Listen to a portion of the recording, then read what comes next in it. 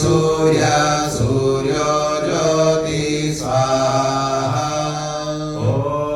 सजोर्देवेन सवित्रा सजोरुषसेन्द्रवत्या जुषाणा सूर्यो वेतो स्वाहा ॐ भूरग्नये प्राणाय स्वाहा इदमग्नये प्राणाय इदन्नमः ॐ भुवर्वायवे अपानाय स्वाहा इदं वायवे अपानाय इदन्नमः ॐ शरादित्याय व्यानाय स्वाहा इदमादित्याय व्यानाय इदन्नमः ॐ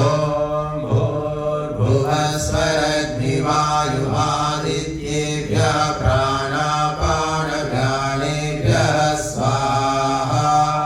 इदमग्निवायुवादित्येभ्यः प्राणापानव्यानेभ्य इदन्नमः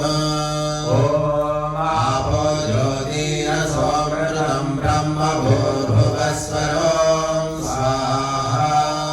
ॐ यां मेधां देवगणाः पितरश्चोपासते तयामामध्यमेधयाग्निर्मेधाभिनं कुरु स्वाहा ॐ विश्वानि देव सवितर्धुरितानि वरासुव यद्भद्रं तन्नासुव स्वाहा ॐ अग्नेनय सुपधाराये अस्मान् विश्वानि देव वयुनानि विद्वान् यस्मज्जुहुराणमेनो भूयिष्ठां ते नमः भुक्तिं विधेम स्वाहा ॐ